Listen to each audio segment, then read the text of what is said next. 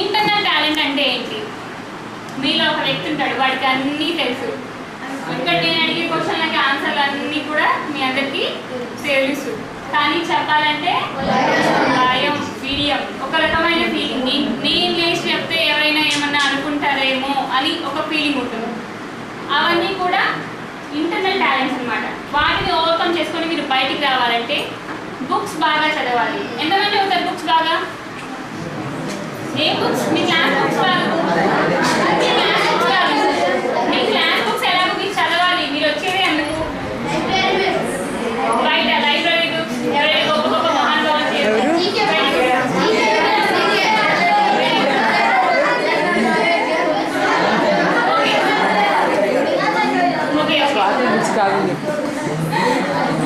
బాగా బుక్స్ చదవాలి.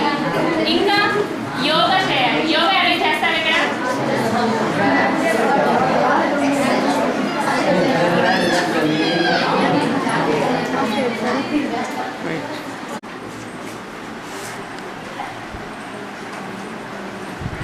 Internal talent. ఈ ఇంటర్నల్ టాలెంట్ని పెంచుకోవాలి అంటే బుక్స్ బాగా చదవాలి, యోగా చేయాలి, మెడిటేషన్ చేయడం వల్ల మైండ్ రిలాక్స్ అవుతుంది. మైండ్ రిలాక్స్ అవ్వడం వల్ల మనకు ప్రశాంతత, పీస్ఫుల్నెస్ అనేది వస్తుంది. దానివల్ల మనకు వినింది ఎక్కువసేపు గుర్తుంచుకోగలం. ఎగ్జామ్స్లో మనకు బాగా చదివినట్టుంది, ఎక్కడో చూసా కానీ గుర్తురాదు. ఎందుకు రాదు? టెన్షన్. హడావిడిగా ఎగ్జామ్ వస్తుంది అంటే ముందు రోజు బుక్ తీసి గప్ప చదివేస్తుంటారు. నిద్ర కూడా పోరు, తిండి చదివేస్తూ ఉంటారు. దానివల్ల ఏమొస్తుంది? టెన్షన్ వస్తుంది. అదే మీరు ఎగ్జామ్కి ప్రిపేర్ అవ్వాల్సింది ముందు నుంచే ప్రాక్టీస్ అవుతూ ఉన్నారనుకోండి, అప్పుడు మీకు ఎగ్జామ్ టైంకి అంత స్ట్రెయిన్ అవ్వదు, మీకు స్ట్రెస్ తగ్గుతుంది, హ్యాపీగా చదివేసుకోవచ్చు. టాలెంట్లో ఎక్స్టర్నల్ టాలెంట్ అనమాట. ఎక్స్టర్నల్ టాలెంట్ అంటే ఏంటంటే మీరు బయట వాళ్ళతో ఇంటరాక్ట్ అయ్యి, మీ సర్స్ కానీ మీ ఎల్డర్స్, మీకంటే పెద్దవాళ్ళు ఎవరైతే ఉంటారో వాళ్ళని పలకరించే పద్ధతి, సోషల్ లైఫ్, బయట మీ ఊర్లో పెద్దవాళ్ళు ఉంటారు కదా, వాళ్ళతో మాట్లాడడం వల్ల వీటంతటి వల్ల కూడాను మనకు ఎక్స్టర్నల్ టాలెంట్ అనమాట. ఇది ఇంటర్నల్ టాలెంట్ మన స్కూల్ వరకు యూస్ అవుతుంది. ఈ ఎక్స్టర్నల్ టాలెంట్ ఏంటంటే మీరు లైఫ్లో ఎక్కడైనా కూడా జీవించవచ్చు.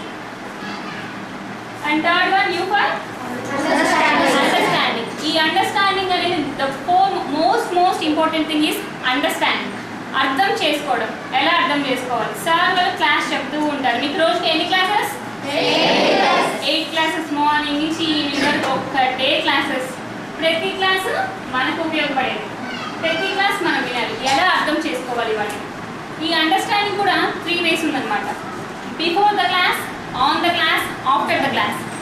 బిఫోర్ ద క్లాస్ అంటే క్లాస్ జరగక ముందు రోజే మనకు సార్ వాళ్ళు రేపు ఈ లెసన్ చెప్తారు, ఈరోజు హార్ట్ గురించి సైన్స్ మేడం చెప్తారు అని చెప్పి అన్నట్టు మనం జస్ట్ ఇంట్లో ముందు రోజే హార్ట్ గురించి జస్ట్ అలా చూద్దాం, మనకు కొంచెం తెలుస్తుంది. మొత్తం అర్థం కాకపోవచ్చు, మనం కొత్త కదా వాటికి స్టడీస్కి ఇప్పుడే కదా వస్తున్నాయి, మనకు అవన్నీ తెలుసుకుంటున్నారు.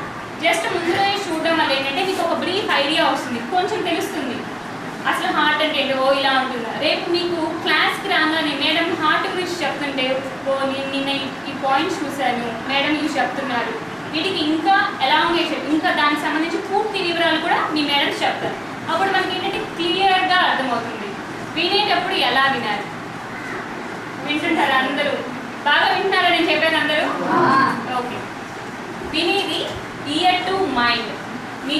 నేను చెప్పే మాటలు మీ చెవి నుంచి, ఇక్కడ ఒక ప్లేస్లో మైండ్ అనేది ఉంది, అనేది ఉంది కదా, ఇయర్ టు మైండ్. సార్ వాళ్ళు చెప్పే లెసన్స్ క్లియర్గా ఇయర్తో విని మైండ్లో గుర్తుపెట్టుకోవడం. కొన్ని విషయాలు మాత్రం ఇయర్ టు ఇయర్ జస్ట్ వినడం. Third one is year to heart. Year to heart అనేది ఎప్పుడు వర్క్ అవుతుంది? మనం ఇంట్లో పేరెంట్స్తో మాట్లాడతాం. పేరెంట్స్తో ఎలా మాట్లాడతాం? ప్రేమగా మాట్లాడతాం, అంతేనా? అన్నయ్య వాళ్ళతో, ఫ్రెండ్స్తో బాగా హ్యాపీగా ఫ్రీగా మాట్లాడతాం. ఈ ఇయర్ టు హార్ట్ అనేది ఎమోషన్స్ గురించి అనమాట. మనం ఏదైనా ఫీల్ అవ్వడం, కోపం కానీ ఏదైనా ఇయర్ టు హార్ట్ వల్ల మనకు వస్తుంది. ఈ 3 waysలో కూడా మీరు వినేది చాలా క్లియర్గా వినాలి. అండ్ నెక్స్ట్ వన్, మీరు క్లాస్ వినేటప్పుడు జిప్ యువర్ మౌత్స్, అంటే మాట్లాడకూడదు. ప్రస్తుతం బాగా చేస్తున్నారు, మీ అందరూ బాగా వింటున్నారు కదా, మీ అందరికి ఒక గేమ్ చెప్తాను, చేస్తారా అందరూ? ఓకే, అందరూ మీ చేతిని శాసండి. మీ చేతిని చెంప మీద పెట్టుకోండి. మీ చేతిని తలపై పెట్టుకోండి. అరే ఏంటి అందరూ ఇలా చేస్తున్నారు? నేనేం చెప్పాను? మీరేం చేశారు? గడ్డం మీద పెట్టు. సో ఏంటంటే మనం మాట్లాడేదానికంటే కూడా చూస్తాం. మనం ఏదైతే చూస్తామో, విజువల్గా ఏదైతే చూస్తామో అది మనకు కళ్ళకి ఎక్కువ అట్రాక్ట్ చేస్తుంది. సో మీకు ఎవరైనా ఏదైనా క్లాస్ చెప్తున్నప్పుడు కానీ, మీ సర్స్ కానీ, మీ మేడమ్స్ కానీ క్లాస్ చెప్పుడు వాళ్ళని గమనిస్తూ ఉండండి. ఓకేనా? మీకు ఐ కాంటాక్ట్ అనేది ఎక్కువ సబ్జెక్ట్ని ఇస్తుంది. మళ్ళీ వేస్తారు ఒకసారి. మీ చేతిని శాసండి అందరూ. మీ చేతిని బుగ్గ మీద పెట్టుకోండి. మీ చేతిని చిన్ మీద పెట్టుకోండి. చిన్. మళ్ళీ వినట్లేదు. ఇంకోసారి ట్రై చేద్దామా? మీ చేతిని శాసండి. మీ చేతిని చిన్ మీద పెట్టుకోండి. మీ చేతిని తలపై పెట్టుకోండి.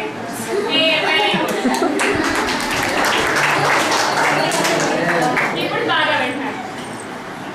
ఇది లిజనింగ్ స్కిల్స్ అన్నమాట. మీరు క్లాస్ చెప్పేటప్పుడు, మీ సర్స్ మీ క్లాస్ చెప్పేటప్పుడు ఒక రన్నింగ్ నోట్స్ని మెయింటైన్ చేసుకోండి. రన్నింగ్ నోట్స్ అలవాటు ఉందా? ఏం చేస్తుంటారు రన్నింగ్ నోట్స్లో? నాకు సింగిల్ ఆన్సర్ కావాలి. సింగిల్ ఆన్సర్ ఎవరైనా ఒకరు లేచి చెప్పండి. మేడం లెసన్ చెప్పేటప్పుడు ఇంపార్టెంట్ పాయింట్స్ రాసుకుంటూ. Very good, appreciation.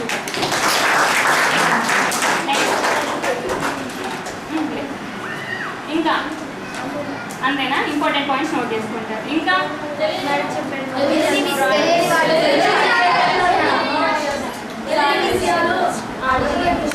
అండర్లైన్ చేసుకుంటారు. Very good. సార్ క్లాస్ చెప్పేటప్పుడు మీ రన్నింగ్ నోట్స్లో మీరు ఒక ఎస్ఎంఎస్ లాంగ్వేజ్లో మీరు నోట్ చేసుకుంటూ ఉంటారు. ఎస్ఎంఎస్ లాంగ్వేజ్ అంటే ఏంటి? మీరు పంపించే మెసేజ్ కాదు, symbols, mind points, main points అన్నమాట, కీ పాయింట్స్. మీకు క్లాస్ 1 hour జరిగితే దాంట్లో మేడం చాలా వర్డ్స్ అనేది ప్రొనౌన్స్ చేస్తూ ఉంటుంది. It may be 1000 words. మీరు అవన్నీ కూడా రాసుకోవడం మీకు కుదురుతుందా? కుదరదు. సో ఇంపార్టెంట్ పాయింట్స్ ఏవైతే ఉంటాయో అంటే గొప్ప గొప్ప వ్యక్తుల పేర్లు, ఇయర్స్, కొన్ని సంస్థల పేర్లు, మీకు దాంట్లో కీ పాయింట్ వెంటనే అర్థమైపోతుంది. This is the main thing అని. అవన్నీ కూడా మీరు నోట్ చేసుకోవాలి. సింబల్స్, డయాగ్రామ్స్, సింపుల్ వేలో మీకు అర్థమయ్యే విధంగా. మళ్ళీ ఒకసారి ఇది చూస్తే మీకు ఈ పాఠం అర్థమైపోతుంది అనే విధంగా మీరు రన్నింగ్ నోట్స్ అనేది ప్రిపేర్ చేసుకోవాలి. మీకు ఎక్కడైనా ఏవైనా డౌట్స్ వస్తే వెంటనే హ్యాండ్ రైజ్ చేసి క్వశ్చన్స్ అడగడం నేర్చుకోవాలి. క్వశ్చన్స్ అడగడం వల్ల నేను క్వశ్చన్ అడిగాను, పక్కన వాళ్ళు ఏమనుకుంటారు ఉందా? బాగా చేస్తారు క్వశ్చన్స్. మీకు ఏమైనా డౌట్స్ ఉన్నాయా ఇప్పుడు ఈ స్టడీ స్కిల్స్లో? ఎవరికి ఏం డౌట్స్ రాలేదా? అందరూ అంత బాగా చేస్తున్నారా? అందరు టాపర్సేనా? ఎక్స్ట్రాడినరీ స్టూడెంట్స్ అన్నమాట. దీనికి కూడా వచ్చా?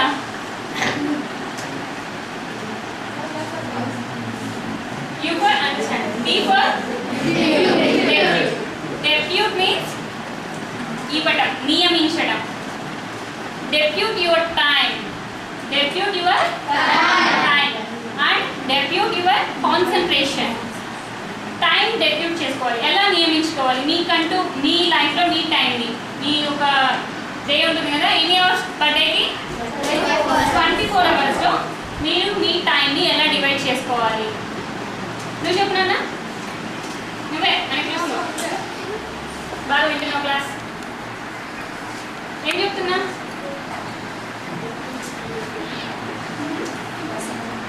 అసలు అర్థం కావట్లేదా? అర్థమవుతుందా? చెప్పే తెలుగులోనే కదా. Depute your time. టైంని మీరు ఎలా డెప్యూట్ చేసుకోవాలి? యాజ్ ఏ స్టూడెంట్ మీ టైంని మీ లైఫ్లో ఒక స్టడీ కోసం, only for the study life మీరు 12 hours అంటే 50% ఆఫ్ ద డేని మీరు స్టడీ కోసం కేటాయించుకోవాలి. హెల్త్ కోసం 9 hours. 9 hours ఏం చేయాలి హెల్త్ కోసం? స్లీప్, భోజనం చేయాలి, నిద్ర, వేళకు నిద్రపోవాలి. ఎక్కువసేపు నిద్రపోకూడదు, తక్కువసేపు నిద్రపోకూడదు. టైంకి నిద్రపోవాలి. ఎంతసేపు నిద్రపోతారు? ఎన్ని అవర్స్ నిద్రపోతారు మీరు కామన్గా? Very good.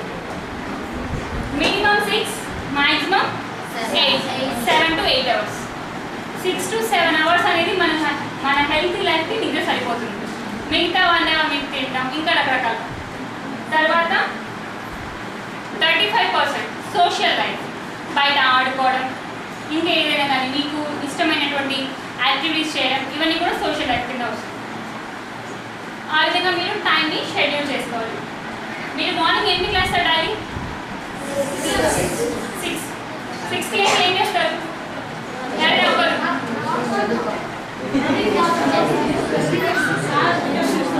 ఏం చెప్పాలన్నా నించొని చెప్పండి, పైకి లేచి చెప్పండి. ట్యూషన్ చెప్పేవాడు ఎప్పుడు అలాగే ఉంటాడు, పైకి లేచి చెప్పినవాడే హీరో. ఎవరు లేరా హీరో క్లాస్లో? Very good, come on.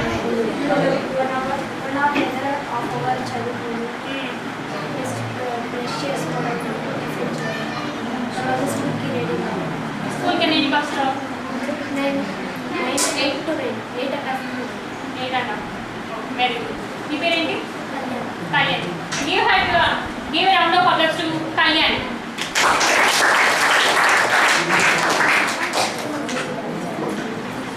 మీరు టైంకి మీ స్కూల్ ఎన్నింటికి?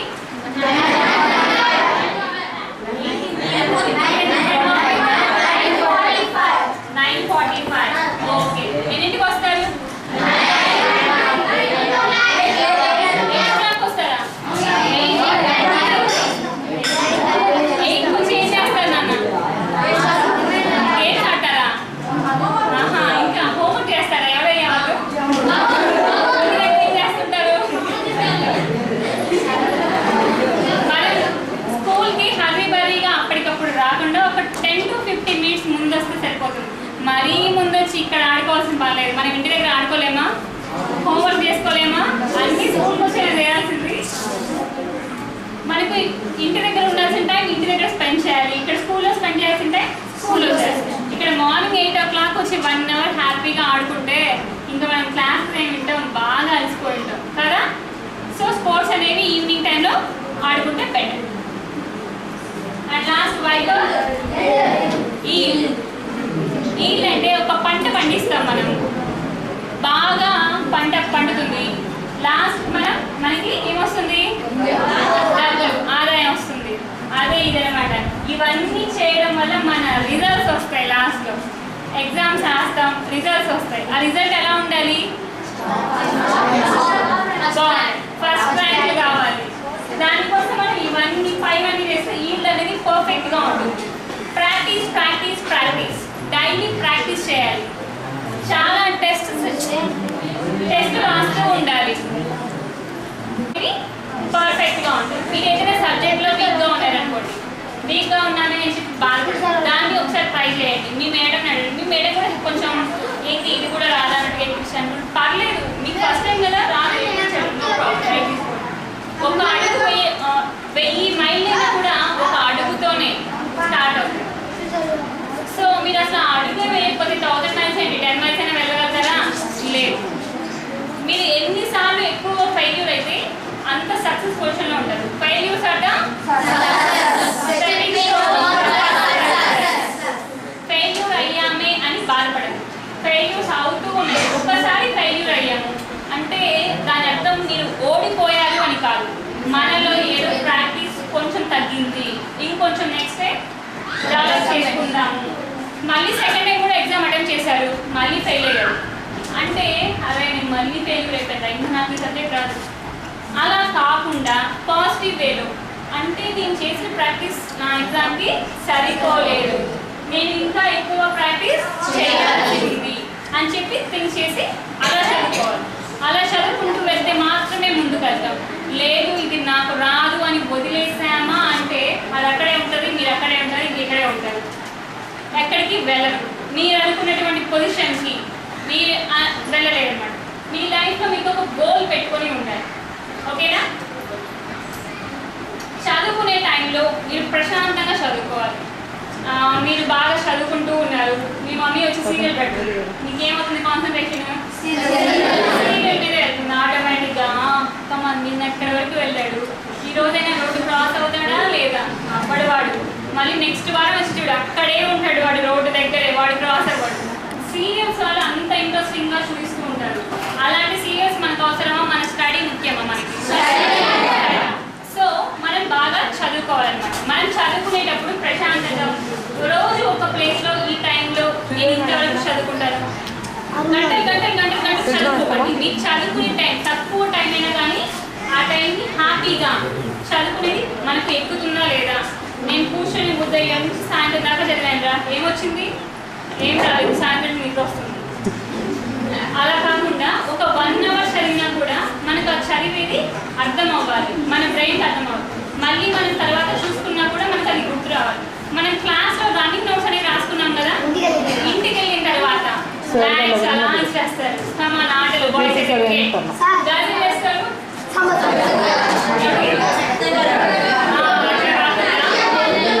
సరే 1 hour మీ ఇష్టం. లేదంటే 1 hour మీ ఇష్టం. ఇంటికి వెళ్ళిన తర్వాత బుక్స్ అలా పడేసి పెట్టేసి మీ ఇష్టం, ఎక్కడికైనా వెళ్తారు, ఏమైనా చేస్తారు మీ ఇష్టం. మళ్ళీ తర్వాత స్నానం చేసి ఫ్రెష్గా ఒక్కసారి మీ క్లాస్ ఏదైతే రాశారో జస్ట్ అలా రికార్డ్ చేసుకుంటుంది. మేడం ఈరోజు ఈ పాయింట్స్ చెప్పింది, ఈ విధంగా చెప్పారు. సో మనకు జస్ట్ అలా చూసుకుంటే ఏంటంటే మన కళ్ళు ఈరోజు క్లాస్లో బాగా విన్నాము, బాగా వినడం వల్ల ఆల్రెడీ గుర్తుంటాయి. ఒక్కసారి చూడడం వల్ల ఏంటంటే అవి ప్రింట్ అయిపోతాయి మన బ్రెయిన్లో. మళ్ళీ నెక్స్ట్ ఇంకోసారి ఎప్పుడైనా చూసినా కూడా వెంటనే అవి మనకు గుర్తొస్తాయి అన్నమాట. సో రన్నింగ్ నోట్స్ అనేది కంపల్సరీ. రన్నింగ్ నోట్స్ రాసి ఇలా పక్కన పెట్టడం కాదు. ఎగ్జామ్స్ టైంలో కూడా మీకు